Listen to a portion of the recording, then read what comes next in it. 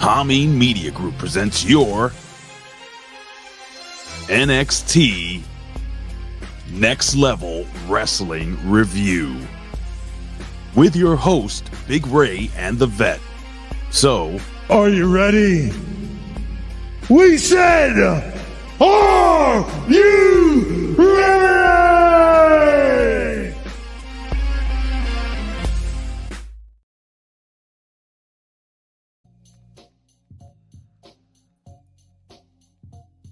Hello everybody and welcome to the Next Level Wrestling Review. It is your NXT Wrestling Review.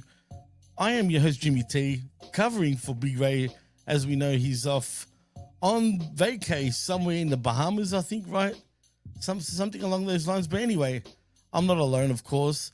I am with the best in the world. He's Jamie the Vet Williams.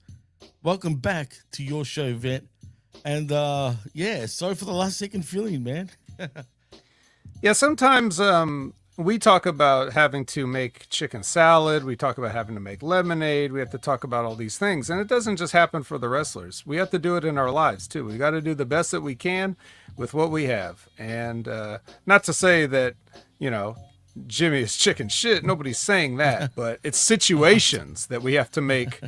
We have to make the best of, and we have to call some audibles.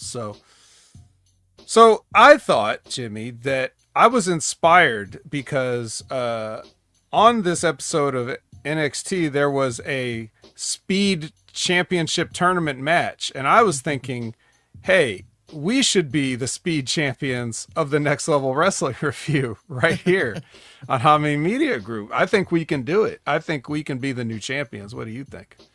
Well, what's the quickest this show's ever been done, you think? I don't know, but it was probably you and I. No matter when it was. Well, I know you and I have done this show in an hour before. Mm-hmm. Let's aim for 45. Let's see if All we right, can do it. let's do it. So we need to start with a blanket acknowledgement for everybody here, right? We just got to say you're all acknowledged. Media M5, everybody, you're all acknowledged. You don't want me to acknowledge the peeps properly? No. They're all acknowledged. That's why. They know how wonderful they are. They know how wonderful and beautiful and integral and pivotal and everything that they are. You're all constantly acknowledged. Absolutely, as you always are. Come on, but we appreciate you guys joining us, of course, as per usual. Let me just load up some things. But now after last week, now from what I remember, like obviously it was the what's it called, man? The episode where they were back at Full Sail, correct? Yes, something like Homecoming. We had a homecoming. That's right. They came home. They came all over it. Well, Cole, relax now there, Viv. But all right. I'm just wondering, was anyone around from then right now? You mean in terms of like they never left and got called up?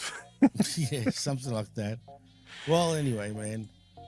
Yeah, I don't know. No, I'm just curious because I don't know why they bother sometimes. But anyway, let's get into some news, shall we? Because it is time for the 3 count.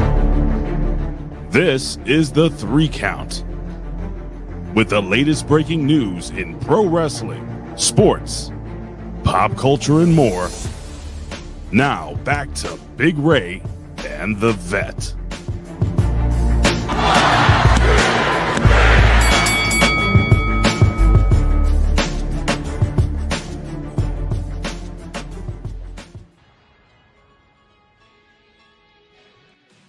Well, Vet, let's see what's going on here, man. So apparently, not that this matters, but Ridge Holland issues a match challenge to Mike Santana for TNA Victory Road 2025.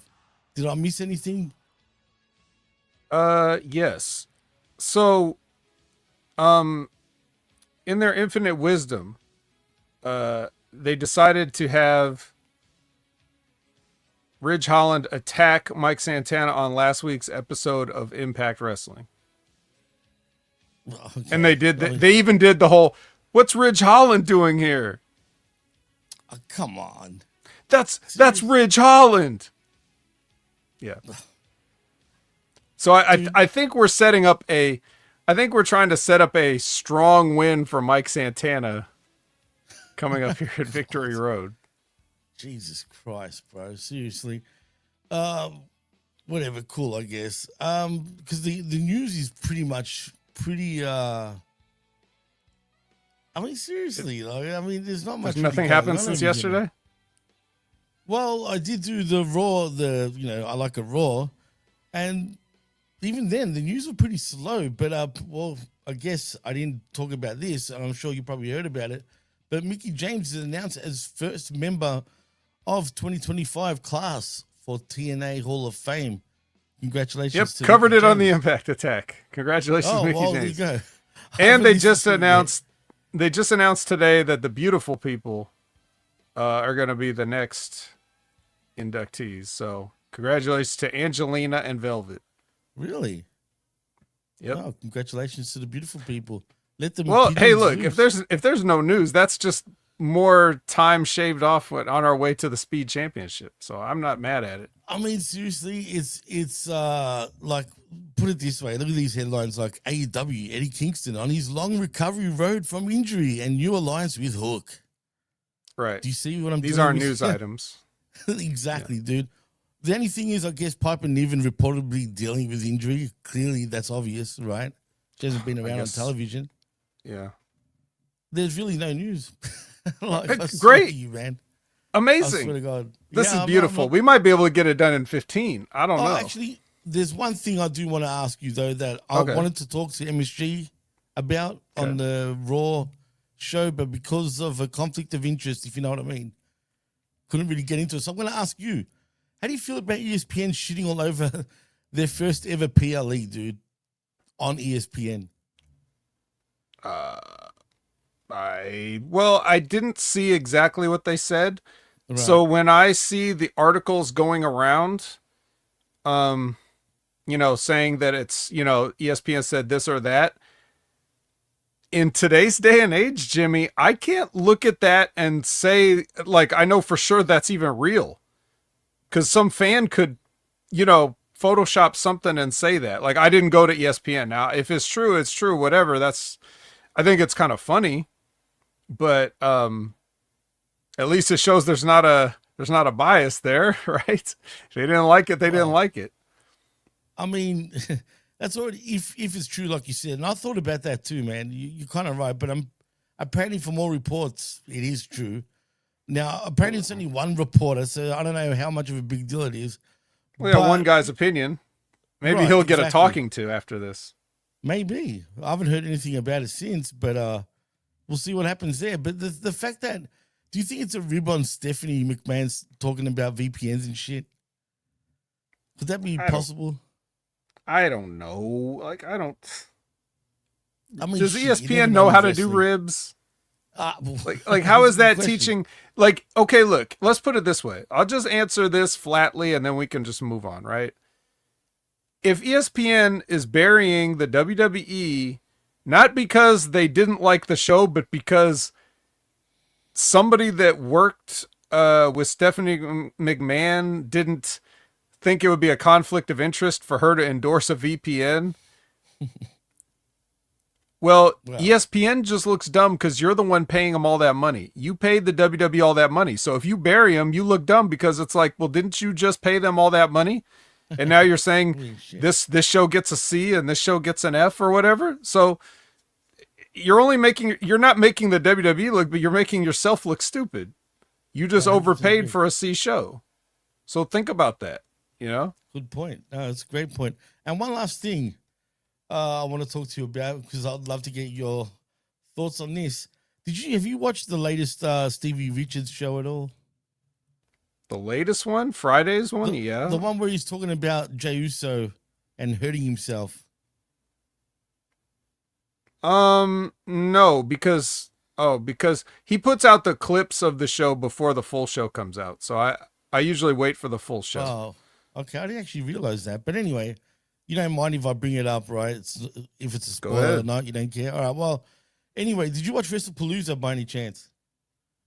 Yes, but I missed whatever Jay did to himself because I was kind of so like, nice. you know, the Everybody power of the did. phone. You know how the power of the phone trust can me. be. Most people pretty much missed it. I felt, man. So yeah, don't be silly. But essentially, did you see when he was bleeding? He was all covered in blood and all that shit. No. All right. Well, anyway, there was a part where he was about to hit Bron Breakker with the chair. I don't know if you saw any of the chair incidents at all during the match. But anyway, he goes to hit him with the chair. But for whatever reason, I don't know how you do this, Vet. I don't even know if it's friggin' possible, bro. But you're the former worker. So tell me, you know, if it's possible. I guess anything is possible. But basically, when you throw a chair shot to the back of your opponent, right? Yeah. How the fuck do you clip yourself over the forehead as you're going down?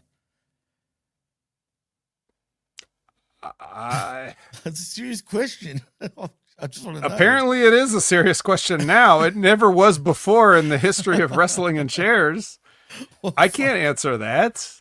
Well, no shit. I kid you not. Jey Uso goes to hit Bron Breakker with the chair, but somehow, some way, as he's going down, he manages to clip his own forehead and straight away started bleeding, man.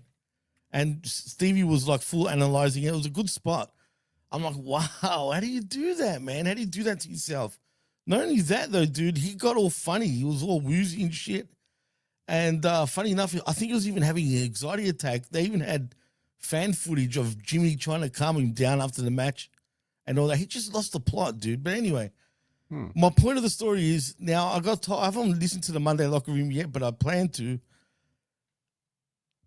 Bin was calling, what do you call it? LA Knight a bad referee during the match, where Stevie was talking complete opposite, saying how more workers should become referees once they retire because he felt like, for example, the LA Knight, he knew what he was doing.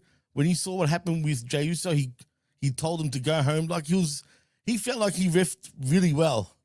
Now, I wasn't really paying attention to the way he was reffing, but Bin was the total opposite, apparently. So I find that quite interesting and, you know, like the conflict of interest there. But I didn't think he was too bad. When Stevie was pointing that shit out to me, I felt like, you know what, he's doing a good job because he didn't have an earpiece. He went off the cuff, just going by instinct. And I felt that's pretty good to see, you know what I mean? Because some people just wouldn't understand that. So I don't know why Bin hated it so much. I need to listen back to the show, but yeah, I mean, if you paid any notice to that, which you pretty much didn't, I mean, do you feel that more workers, though, should become referees, in your opinion, after they retire? Instead of just getting anyone off the street, for example. I've talked about this a little bit before, but a lot of referees are wrestlers that, for whatever reason, couldn't continue their in-ring career. Now, back in the day, it would be a lot of people that were like, the business was just going to lock them out because they were too small or whatever. Like Mark Curtis, for example, is a famous wrestler who, Brian Hildebrand was a guy who everybody said was a great worker, a great wrestler and everything, but geez, look at the size of him.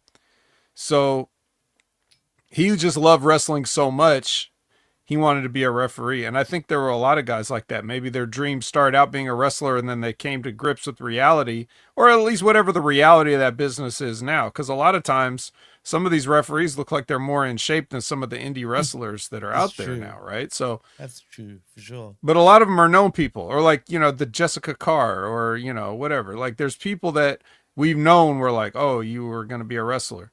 Or you are a wrestler, or you continue to be a wrestler whenever you can, or those type of things. People,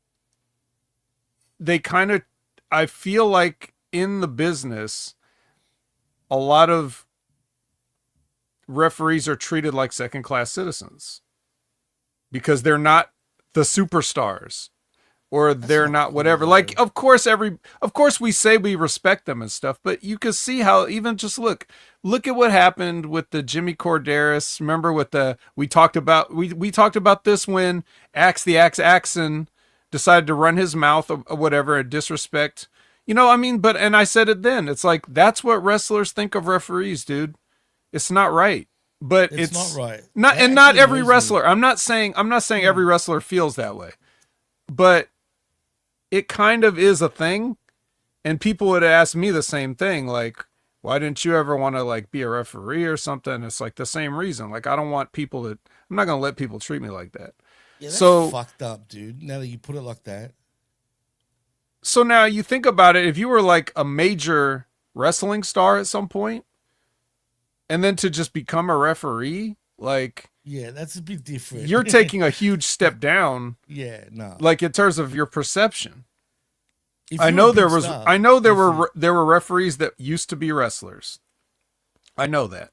But I'm just saying, like, there are exceptions, but I think overall, that's why you're not going to see, like, you know, somebody like Shawn Michaels is not going to be a full-time ref. You know? Imagine that. Jesus. You know, you're right. Definitely right, man. And you put that into context. And imagine that. Like you said, imagine being a big star, then becoming a ref, and then the way you explain how wrestlers pretty much treat referees. Yeah, fuck that. And like you said, you wouldn't want to be treated like that. But the thing is, just say you and Charles the Hammer said, I would love to ref. Charles, you can't be a ref. You're bigger than everybody. But I bet he's being serious, though. But that is funny, though. We should just, why not? Why not just have a gigantic ref for no reason? Let's just do it. Let's just never mention it. Let's never mention how he's a gigantic, huge, muscular man. Let's just have a normal match. But they call him the Hammer. The referee's name is just the Hammer. You know what I mean? Like, legit. Right. I'm sure it's just because when he calls for the bell, they have to use a hammer to ring the bell. I'm sure that's the only reason. It's the only nickname. That's a great one. That's true. Yeah. Very true. That's the rib, though. So anyways, I don't know what Ben said about it. I haven't heard what Stevie said about it. From what I remember in the match, I thought LA Knight he's a gimmick ref for the match, so I thought he was doing good. You know, like the spot when they were going to hit him with the chair, like not the one that we're talking about, he gigged himself with the chair, but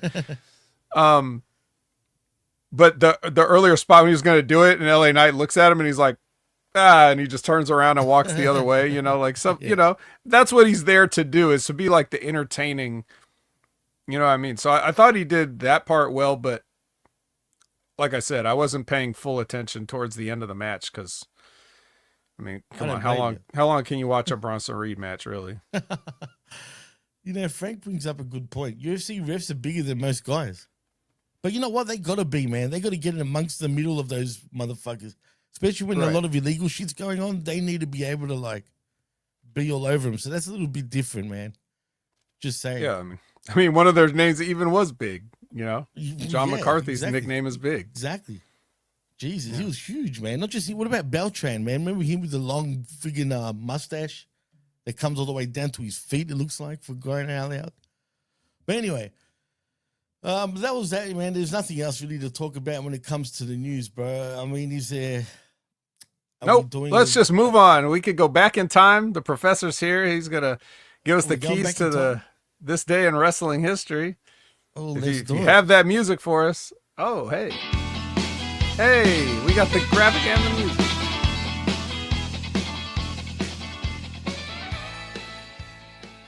Problem is I don't have a gorilla talking. That's fine. But I've got the music at the very least. All right, let's see what we got here. So on this day, September 24th, 1979, on a Madison Square Garden show from New York, the main event was Nikolai Volkov versus Chief Jay Strongbow. Holy shit, that must have been the shits. Oh my God. Ended in a draw after the show overran the 11 p.m. curfew. Oh, no, it didn't. Mm-hmm. Really? Wow. Yep, because New York has a curfew rule. I'm sure the professor could talk more about it. Ray would probably remember. But yeah, there was they had that 11 p.m. curfew, so they weren't supposed to go past that. Everything had to end at that time. And also on that night, Bob Backlund defeated Pat Patterson in a steel cage match. So I mean, geez, that's interesting. Half interesting. But that main event, though, no thanks. Not today. Not Nikolai Volkov against Chief J Strongbow. Chief J Strongbow is one of the worst wrestlers who ever lived. My God. But he was over. You know what I mean? Like, that's the thing. Like, that's why it's so funny when people talk about, I mean, like a bad wrestler today, when we talk about like, oh, this guy's bad, you know, like, okay, maybe, but none of the guys these days are like Chief J Strongbow bad. Oh, that is great. And as far back as I've ever gone, like watching matches, like going back and you know, you can see like the color, like the farther back you watch the match, the color is less and less until it's just black and white. And like the farthest back I've ever seen Jay Strongbow, he never looked any good. Like not physically, not in the ring. Like nothing about him was ever good. So I'm just laughing because people, even in the chat, man, I mean, what they're saying, I mean, the artist loved him. He was over, apparently, to the artist. I mean, look, I was very young when Chief J Strongbow was wrestling. Whatever. The artist's full of shit, like always. Don't try to defend Chief J Strongbow. Come on. Just stop it. You know, when was the last time you even watched a Chief J Strongbow match, bro? Wasn't he Italian, first of all? Get out of here. He wasn't even Native American. Now, Bob, he was Italian. He was now, Italian, Bob Backlund, Todd Brady says Bob Backlund wasn't the right home about either. Now, that's not true. Because you may not have found Bob Backlund as entertaining or whatever, but at least he could go. Wrestle. Fuck, at least he could fucking go. Absolutely could go. He's one of the best ever in terms of in the ring, man. I mean, he was a tough dude. Don't look at his look. His look is weird, right? But he could go, like you said. The fact that he was champion in 93, 94, again in WWF. Okay, I'll just address this one time because the artist wants to have a mouth today. I'm not applying modern standards to old people. I'm applying past standards to Chief J Strongbow.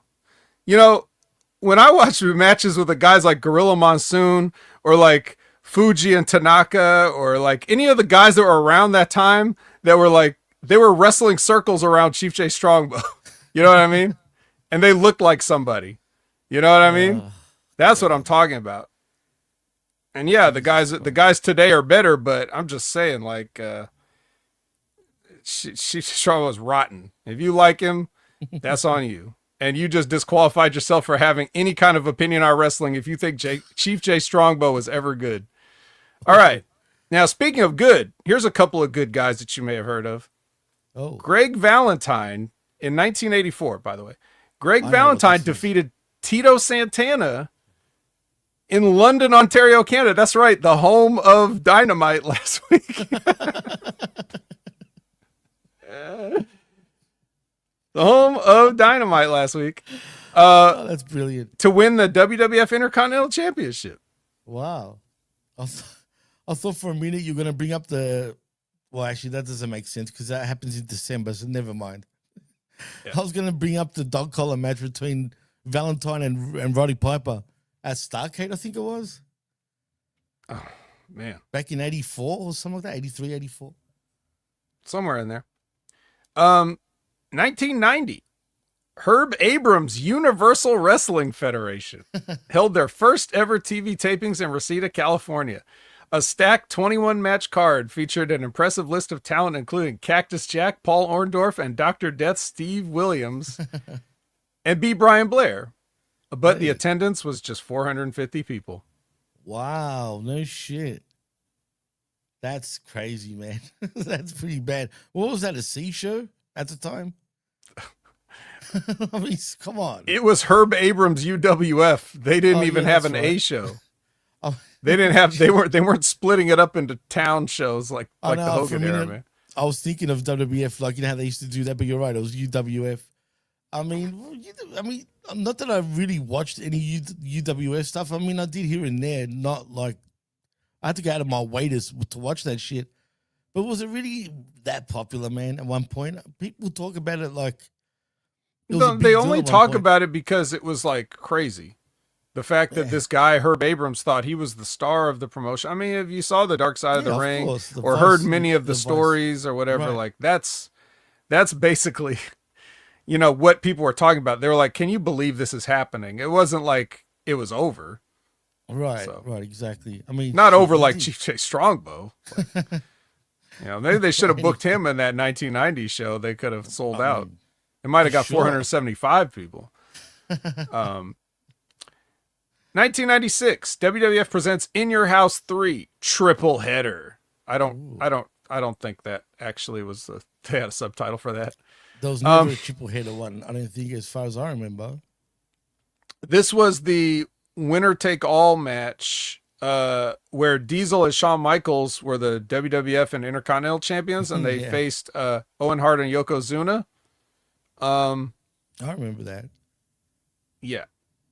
So they did the angle where Owen Hart was missing, and then British Bulldog took his place, and then Owen Hart came back in the middle of the match, interfered in the match, got in the match. They beat him and pinned Owen Hart, and then they won the tag titles, and then the next night on Raw, they said, well, since Owen wasn't legal actually in the match when it started, then we have to reverse the decision. So, Christ, man. you know, cute little Southern wrestling angle, but you know, Hey, I mean, say what you they want. don't about actually NXT. do anything that creative anymore. You know, I mean, that's true. It's a fair point. And people used to shit on that era, the new generation sort of era. Was it truly really that bad? I mean, as a kid, I was enjoying that stuff during that time. I'm not gonna lie. yeah. It wasn't quite as good as the, you know, you had the Hulkamania era, Oh, and you no, would it soon wasn't have as good as that. you would soon have the Attitude Era. Right. But I mean, it was pretty solid in terms of like what you were getting, but there was just a little too much cartoonishness. But I mean, if you look at that, that's like the top of the card is Kevin Nash, Shawn Michaels, Owen Hart, Yokozuna. Like, Right. that's not a bad. That's actually You great. know what I mean? That would Well, fit that's in how- any era. Like any era could have that match, right? Absolutely. You could For have that sure. match today. It would be a good match. So, 100%. Sure, I wasn't a fan of the Goon or friggin' Salvatore and Sincere and shit like Right. that during those days. yeah, but they also weren't main eventing Raw either. So Well, that's true too. The main they event were is there, superstars. but it was like, 2000, WWF Unforgiven in Philadelphia, Pennsylvania, from the First Union Center. This is where Matt and Jeff defeated Edge and Christian in a steel cage match to win the tag team titles with a slight assist from Lita. Also, Eddie Guerrero defeated Rikishi by DQ to keep the Intercontinental Championship, and Stone Cold Steve Austin gave a stunner to Steve Blackman and 3 stunners to Shane McMahon. I never Okay. remember Steve Blackman and Steve Austin touching. Neither do I. I mean, did that happen on television though? 100%.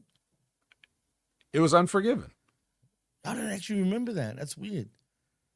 Yeah. I mean, it wasn't a match. I guess it must have been like a in between the matches thing. Yeah. And the main strange. event, here's the main event. Fatal 4-way, The Rock, Undertaker, Kane, and Chris Benoit. And The Rock won to keep the WWF Championship. Yeah, that's cool. Good times. 2005, ROH Survival of the Fittest. I ain't reading that. 2006, TNA No Surrender from the Impact Zone. Ooh, Yes. The main event was a fans' revenge lumberjack match between Samoa Joe and Jeff Jarrett. You may remember this. I do. This is the one where they had 18 fans around the ring with leather straps. Stupid. And obviously when, so dumb. the wrestler would come by, they get to whip them. That's a great idea. The fact that I ordered this crap on pay-per-view back then, what was I thinking? I mean, seriously, the amount of money I'd spend even ordering TNA pay-per-views during those years, forget about it. That is crazy. That is crazy. This was also a 16-man triple chance tag team battle royal. When a wrestler got eliminated over the top rope, they would stay at ringside until their partner was eliminated. Then both would leave ringside. Who came but- up with this shit? But when the match got down to the last two wrestlers, I'm just reading it directly off the page here. When the match got down to the last two wrestlers, their partners would rejoin the action and it would become a standard 2v2 tag team match. And the winner of this match was Andy Douglas and Chase Stevens. Okay, that's weird. I don't even recall that. And of all people, I mean, Chase Stevens? I struggle to remember these people. I know I was recently reminded of who Chase Stevens was like a few weeks ago, a couple months ago or something, but I already forgot again. Andy Douglas, I have no idea. Where's Zane Vicious? Zane Vicious is supposed to tell us who all these people are. Andy Douglas. You know, I can't put head to body about Andy Douglas. I remember Chase Andy Stevens. Douglas. Sounds like a 60 Minutes anchor or Reporter. something. Oh, Yeah. Yeah, Mike Wallace, Andy Douglas. All right, notable birthdays today. oh God, here you go. Sonya Deville. Wish Sonya Deville a happy birthday. Oh, happy Don't birthday, try to Sonya. kidnap her. Just say happy birthday like a normal person. Weirdos. Seriously, Shane man. Thorne. Oh, you know him, Jimmy. You hate him. Yeah, He's my Australian. boy Shane Thorne. Yeah. hmm How old is he turning? 45 at this point? Actually, he's turning 40 today, I think. What? No Mhm. way. Wow. That's Well, if my crazy. math is right, 85 to 2025. No, you're right. That's crazy. Unless these people got his birthday wrong. Chris Nowinski, you know him, 1978, he was born. And your favorite Hall of Famer, Stephanie McMahon.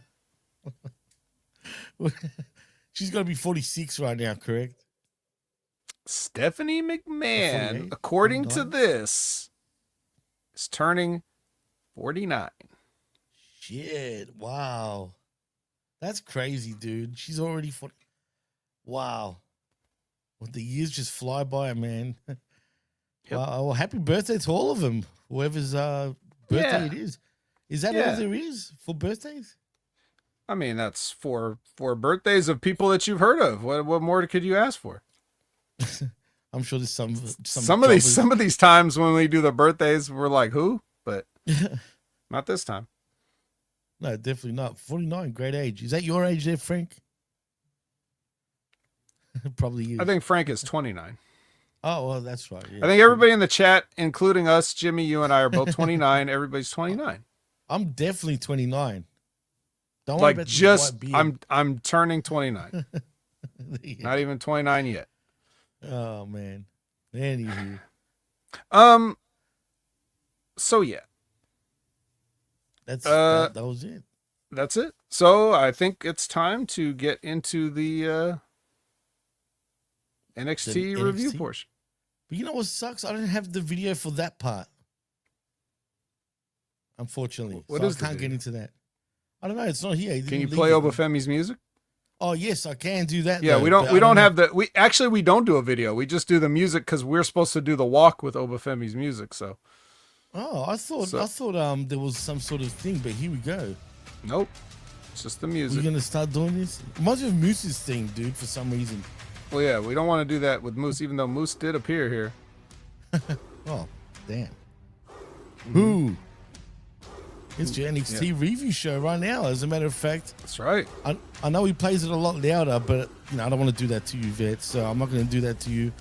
But You got to walk, Jimmy. Come on, you got to do the walk. We're gonna It's pretend we're Oba, walking, it's Obafemi. and then who? Okay.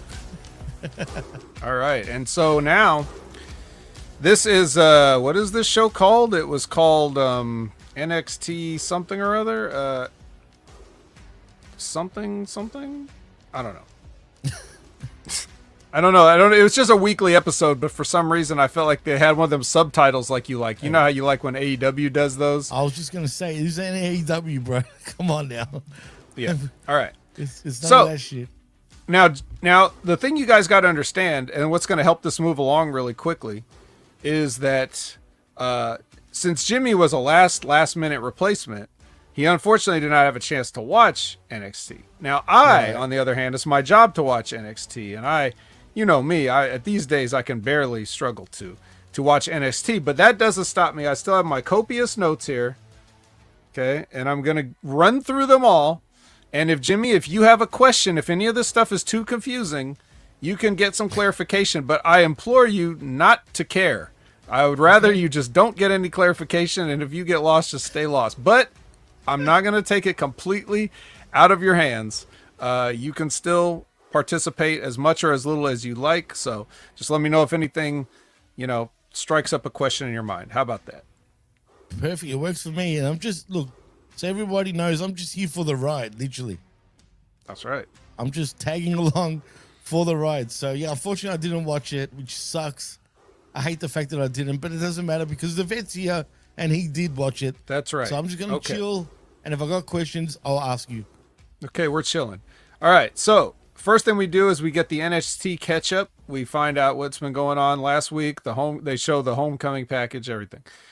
Then we're going to start with a match. It's going to be Brian Pillman Jr. on his way to the ring, but he gets jumped by the babyface, Miles Bourne. It's a lights out match. Now, what that normally means, Jimmy, is that this match is so unsanctioned, we can't even have anything to do with this. So, they put this on last after the show has, gone off the air. But what it means here is that they just turn out the lights in the building and they have to wrestle in the dark. Because of this angle they've been doing where because Miles is deaf and Pillman blinded him in their last match. So now they have to have this match and they had a blindfold match, with the bags over the head and everything, all this stuff they've been doing. And now they're just going to dim the lights in the building, whatever. So it's literally a lights out match, legitly. Yes. At least they Except mean it. There's still some lights because we actually do have to see. So there's this, it's very, very low light. It's dark in there.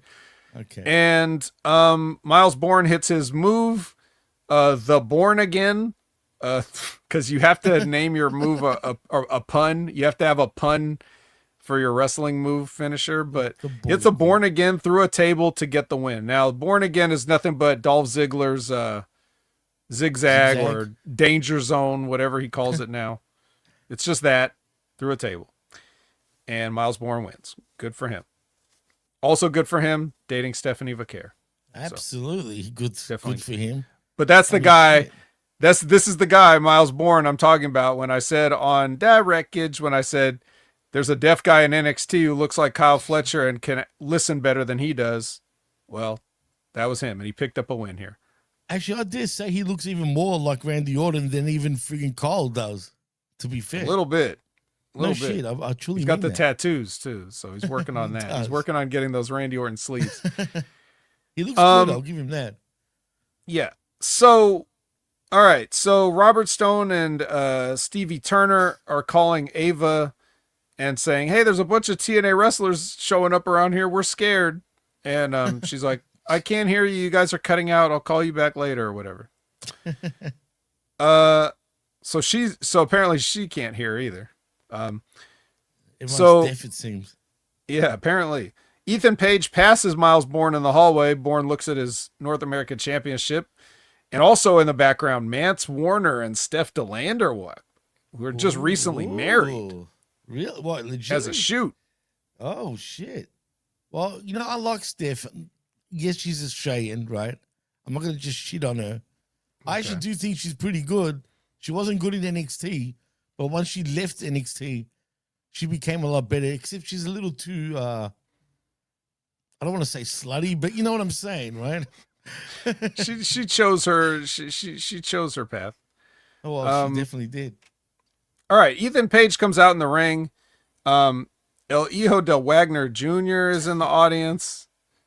And he starts talking shit to Wagner, and then Wagner hops the rail, and they have an impromptu match, and Wagner grabs him in an ankle lock, and Ethan Page taps out, and your winner, Wagner. Wow. And guess what? He takes off his mask. Why would a Mexican wrestler take off their mask? Well, you would if you're Tavion Heights under that mask, pretending to be Wagner Jr. Damn it. That's interesting. Again, what's his name? Why is he so dumb, actually? Ethan Page comes across, they make him seem so dumb, dude, but whatever. It is what it is. Yeah, maybe he is. Maybe. The Grace sisters will have a match. That would be Jordan and Ariana Grace. Great sister. Okay, speed match. Candice LeRae versus Lainey Reed with a special guest ring announcer Cole Custer from NASCAR racing. You all remember Cole Custer from the last time he was there? You had to get it because it's a speed match. You got a I get it, NASCAR driver to be the ring announcer. You get it? Oh, so smart. Yeah. So Zaruka is up in the crow's nest, and they got little whiteboards, and they're like writing funny messages on the whiteboards and showing them out.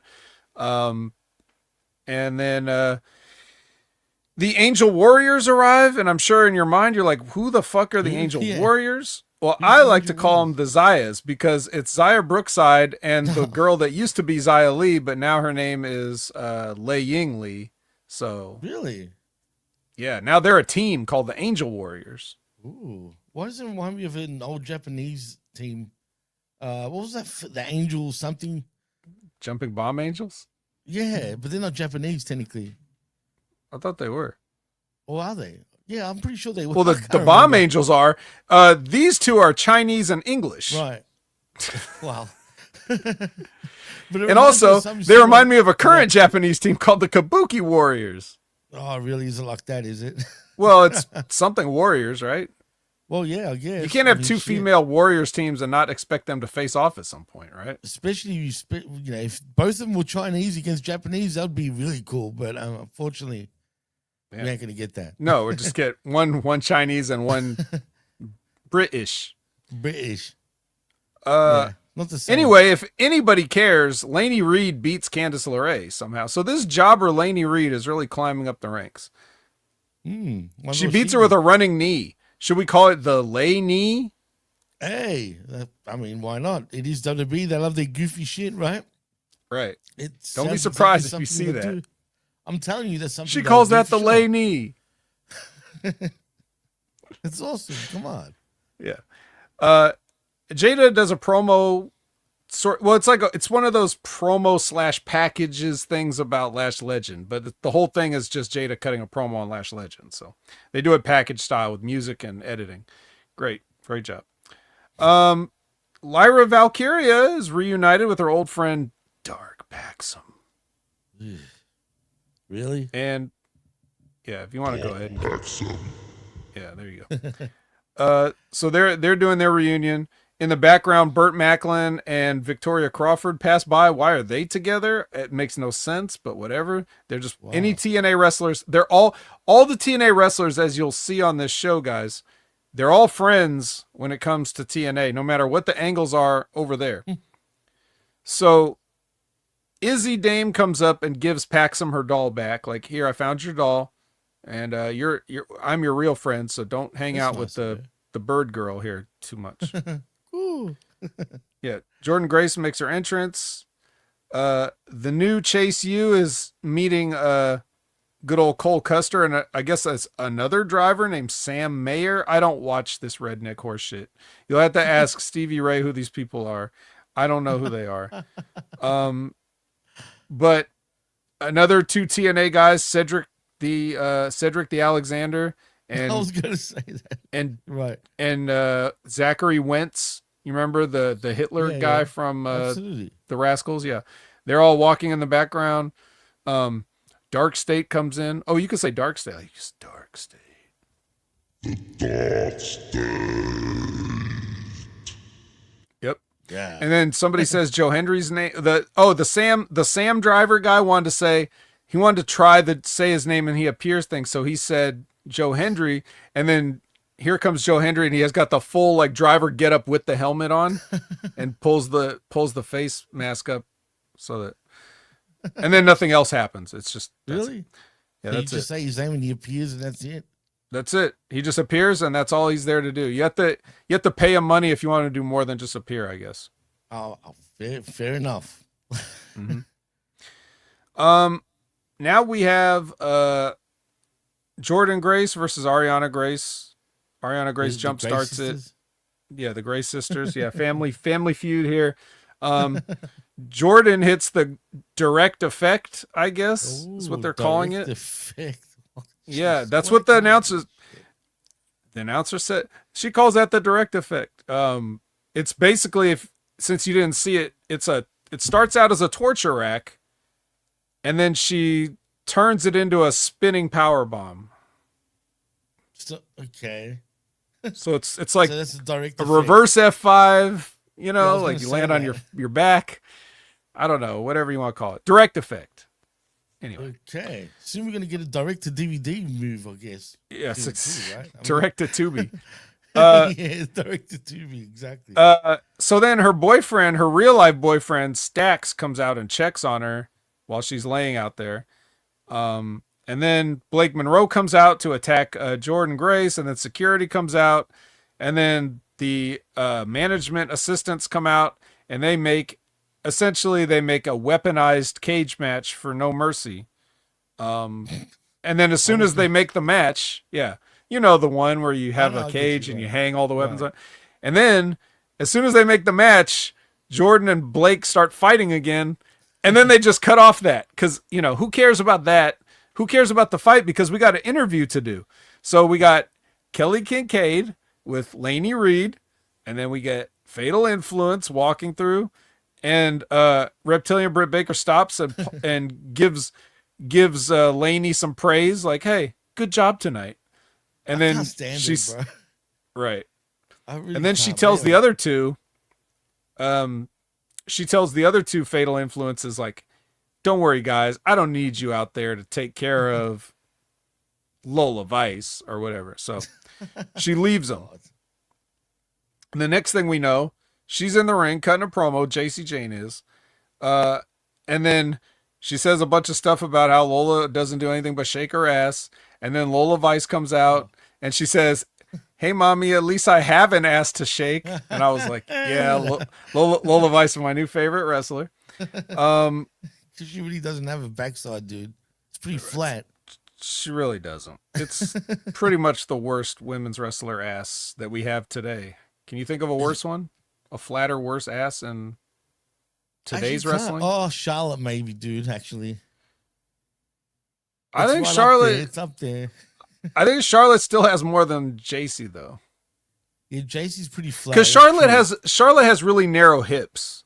Yeah, she's weird. So that makes it look like it doesn't have the peach shape. It's like an inverted asshole. Yeah, it just goes straight down. So like, but her actual cheek, like there's some meat there, but like JC got nothing. Yeah, nah. And she also has narrow hips, so it doesn't. You know, it's the worst of both worlds. But anyway, JC's comeback is, well, you're going to be the biggest. Yeah, Chief J Strongbow, but he's not today's wrestler though. Yeah. The biggest disappointment. He says you're going to be the biggest disappointment in your entire family. So Lola punches her in the face, and then she does the dreaded belt hold. You know why? You got to do it. Got to hold that belt. At least you're not playing tug of war with it. That is annoying. That is really bad. Oh, that's later, actually. How did you know? God. You said you didn't want to. I didn't, damn it. All right. Progressive presents Josh Briggs. Josh Briggs did a promo. I actually stepped out of the room during his promo to use the bathroom. So, like, he was talking and I didn't even pause it. I came back and he said something like, I don't know, I'm gonna win the wrestling match. Okay, next is tell him much, I'm sure. Next is Dark State versus go ahead. Dark State. Yep. Versus Chase U and Joe Hendry. Damn it. In a 6-man. It's not even an 8-man. So even though Chase U has 3 members and Joe Hendry's a 4th guy, and even though Dark State has 4 people, they did a 3-on-3 because Chase U had a busted face and the cheese sandwich on Dark State sucks. So he stood outside the ring. Anyway, during this, Mike Santana started arriving at the building. So he walked in the front door. And then they did the, Dark State eventually gets they get the win with the basket As bomb. they should. Yeah, I guess. I mean, a slap together team of mostly losers shouldn't beat Dark State, but I mean, you're a big fan of Sugars, right? yeah, I like Sugars. And I mean, he was in this, but have they the things that what I have seen with him? I've noticed lately. Have they been using him much, man? Because I feel like he hasn't been really been utilized as much lately. Every time I've been watching NXT, for example.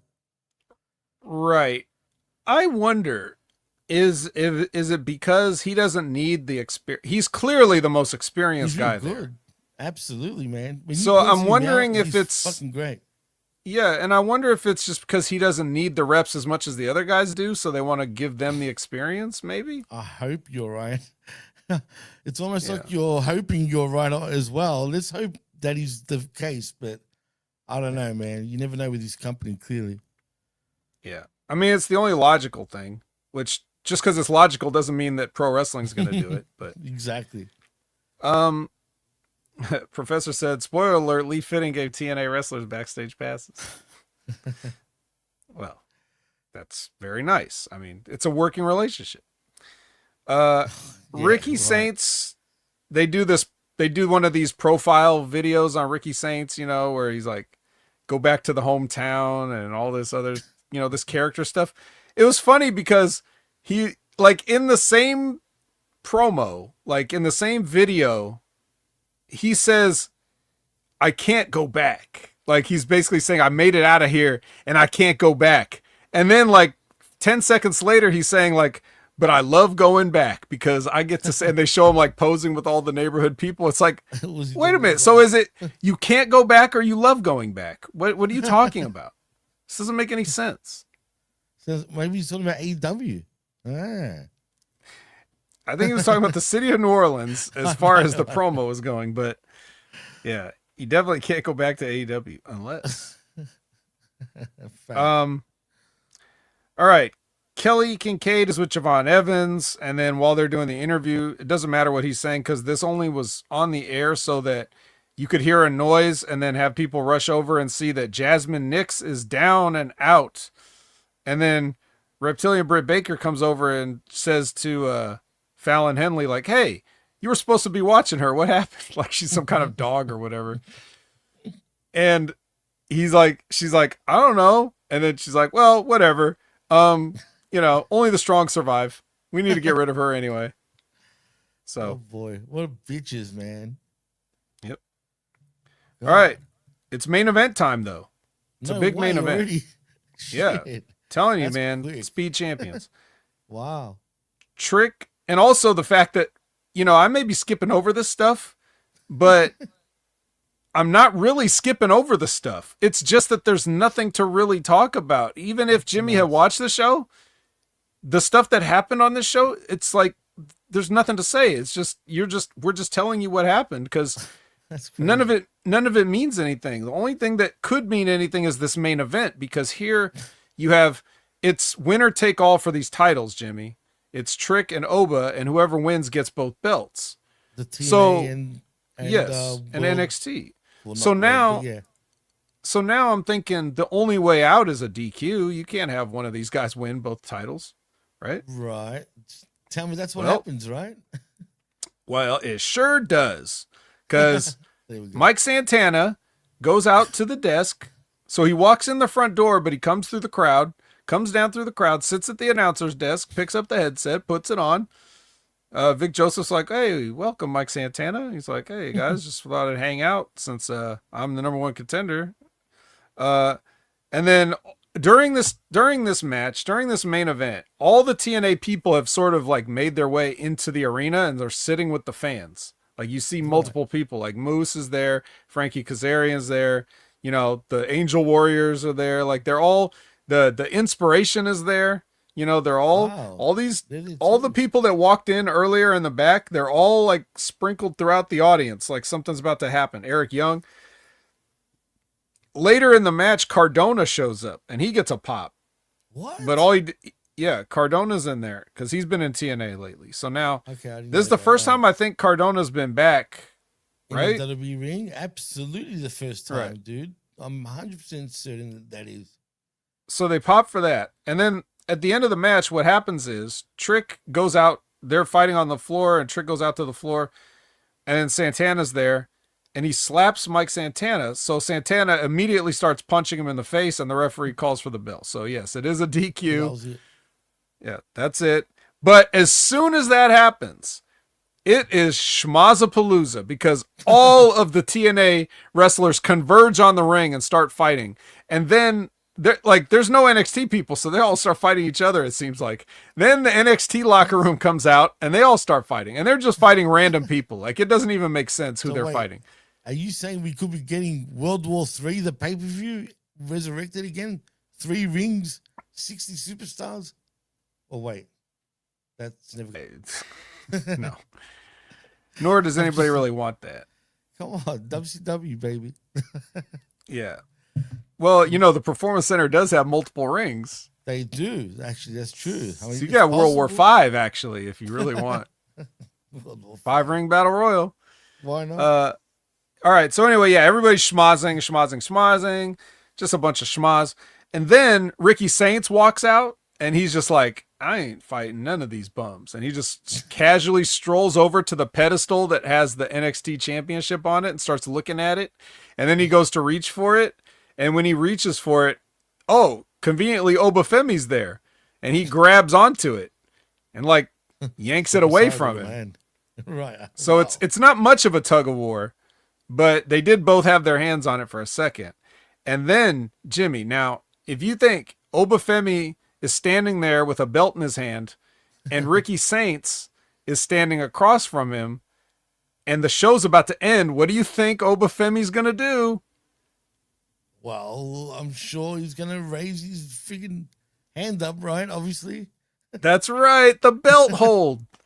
The deadly, dreaded belt hold. And we go off the air. Well, I get it, man. It's NXT. He's the NXT champion. Cool, do it, whatever. But I like Trick. From what I've seen with Trick and him being TNA champion, as obnoxious as he's sort of become, he's kind of, how do I put this? Kind of amusing. You know what I mean? Because he just comes across as so airheaded in some ways too. Like way too full of himself, if you know what I'm saying. But can I ask you a serious question before we do go, actually, Vet? What's a better watch, in your opinion, NXT or AEW? And be honest about it, because they're both pretty fucking, you know what I mean? It's a pretty bad watch. I know Impact really sort of can really depress you at times. So I'm going to say that's your least favorite show that you have to watch between the 3 of those. But what's more entertaining between AEW and NXT? But they're all kind of differently bad, I guess. Yeah. I would rather watch AEW because there's just more on my a la carte menu there. Oh, true. That's true. To be fair, that's actually very true. There's not a lot of NXT talent that I particularly enjoy right now. If they're any good, they're being used. Stephanie and Julia only lasted a couple months there. Not long, And that's because they're so good they don't need to be in NXT. The only thing they're doing in NXT is raising their, chances of getting hurt and having to take more time off. And now look at Stephanie. She's the world champion. So I'm so happy for her, man. And Julia's a United States champion. So it's like those two, it's like so much of a layup. Like, obviously, get these women out of here and start using them because we don't, the only guy, Trick Williams is a guy that he's going to be good. I'm not saying he's not good right now. I mean, he's going to be good when he goes to Raw or SmackDown, whenever that is. But where is there room for him right at this moment? It's kind of like, not the way they do TV. The way they do TV where they drag everything out, you're giving more time to less people, but you still have more people. So unless you start picking up the pace of these shows and fitting more people into that time, guys like Trick Williams are they're still getting valuable experience in NXT. but it's like if they got brought up now, I'm not sure they would know what to do with it. They kind of don't know what to do with the people they do bring up. So, but to answer your question, I'd rather just watch AEW just because I could potentially see, you know, one good person or one good match or something on that show. But NXT is just like, it's for children. So I don't really enjoy it. Really that bad, you think? Like for children? Jesus Christ. It's on the CW, man. They have Maybelline on the mat. That's crazy. When you told me that the last time, I was like, no way, dude, for real. Do they still have Maybelline on the mat right now, though? No, they don't, right? Thank God. I guess that sponsorship ran out. Oh, well, I bet you'll see it again for sure, eventually soon. But yeah, that's weird, dude. And I feel for you when you say that, man. Damn. But It's TNA rough. is going to be a real slog, though. I've got to say. Well, the show goes by quickly, but it's disappointing because they definitely have things they could be doing that they just aren't doing. Nobody feels important. But that's perfect. This right here, like, you just can't. They don't have any good ideas what to do with this. Like this whole TNA, this whole thing of, they don't even understand. So, for example, I don't want to prolong the show. I really want to end the show, but let's just say it. So, on TNA, Eric Young is doing this thing where he's like, surprise, surprise, Eric Young's crazy again. Oh, really? He's never done this gimmick. Never. So now he's going around TNA talking about the cleanse because he sees and he's referencing the fact of how these NXT wrestlers are coming in here and we're not defending our territory, basically. So he's got this sort of like weird militant attitude and he's kind of flipping out on people, right? Again, it's the same thing he's been doing, but he just changes the reasons why he's crazy, right?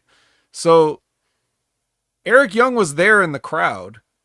It would have made more sense based on what he's doing on the TNA show for him to be the one to rush the ring and start the big schmaz that gets everybody in there. But he's done right? nothing but watch. Yeah, but instead, no, he's just another one of the guys there. So they're not even trying to make sense out of each other's. So dumb. Right, I get you. Now they explained it like that. It's pathetic, man. No, they're lazy. Dude. They're uncreative. They just do whatever, and as long as people keep showing up, tuning in, whatever, they'll keep doing it. But that's the thing. If one day the people do get tired of it and they stop paying money and they stop showing up and they stop, watching on TV, I don't know if they know what to do to turn it around and get them back if that happens. Yeah, I mean, it'll be tough. And I've got a feeling that bubble's going to pop eventually, dude. Really bad. You can't keep doing that and just expect everything to be cool. Well, I think this bubble's just about pop, Jimmy. So let's send them home with a smile. Just over an hour, and it's really could have been under an hour, but we did try to give you guys some sort of content. Hey, man, we did.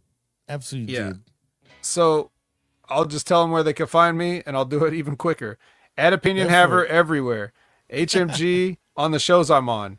Watch the other shows I always tell you to watch. All right, Jimmy? Well, even though I was doing a show like just not long ago on Like a Raw, you can follow me instead of DJ Mass Effects. Follow me at the PWC Network because that's my account on the X right now that I can have access to. So yeah, at the PWC Network. Also check out all the shows on Jaime Media Group. I mean, usually we'll go through them right now, but sorry, folks, you already know what they are. We don't need to go through them again. So check all them out and just stay tuned for every upcoming show coming up. That's all I'm going to say, Vince. So in saying that, I am Jimmy T. He is the best in the world, Jamie the Vet Williams, and you've been listening and watching The Next Level, your NXT Wrestling Review Show, right here on Jaime Media Group's YouTube channel and on channelattitude.com after the fact. And thank you to everyone that's joined us. Till next time, peace.